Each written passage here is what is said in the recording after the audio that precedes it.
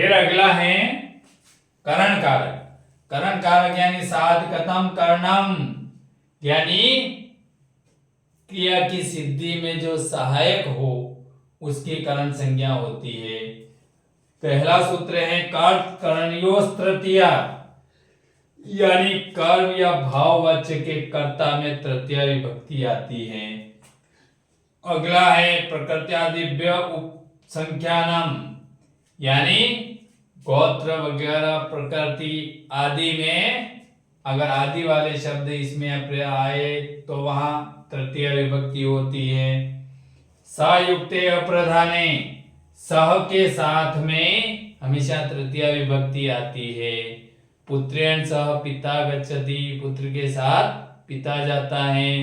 सह, साकम, समम, सार्धम, ये चारों का अर्थ साथ होता है। इनमें से कोई भी शब्द हो तो वहां तृतीय विभक्ति आती है। क्लियर?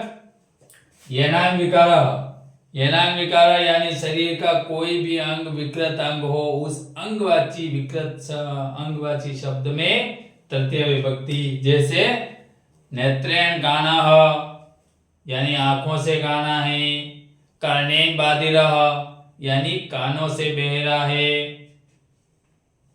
पादेन खंजः, यानी पैरों से लंगड़ा है। शीर्षा खलवाटः, यानी सिर से टकला है आदि। फिर अगला सूत्र है इत्याभूत लक्षणे, यानी जिससे उसकी जिस लक्षण से उसकी पहचान हो उसमें तृतीय विभक्ति आती है। जैसे जटाभि तापसः, यानी जटाओं से तपस्वी है, तो पहचान किससे हो रही है? जटाओं से हो रही है। इसी प्रकार फिर है कार्य, अर्थ, प्रयोजन, गुण, उपयोगिता आदि शब्द में से कोई भी शब्द आए वहां पर तृतीय विभक्ति आती है, करण कारक होता है। अगला है संप्रदान कारक। संप्रदान चतुर्थी, यानी संप्रदान में चतुर्थी विभक्ति का प्रयोग होता है। कर्मणा यम विप्रेति स संप्रदानम, यानी जिसको अच्छी प्रकार से दान दिया जाए वहां चतुर्थी विभक्ति का प्रयोग होता है। रुच्यार्थानां प्रियमाणम, प्रियमाणः, यानी रुचि अर्थ की धातु के साथ चतुर्थी विभक्ति होती है। जैसे गणेशाय मोदकम रोचते, गणेश जी को लड्डू अच्छे लगते हैं, तो अच्छा लगना वो रुचि का है। उसी प्रकार स्वाद और स्प्रह, इन शब्दों के योग में भी चतुर्थी विभक्ति होती है। अगला सूत्र है क्रोध, द्रोह, ईर्ष्या, असूयार्थानां यम प्रतीकोप, यानी क्रोध, द्रोह, ईर्ष्या, असूय आदि अर्थ में यम प्रतीकोप, जिसके ऊपर क्रोध किया जाता है, उसमें चतुर्थी विभक्ति का प्रयोग किया जाता है।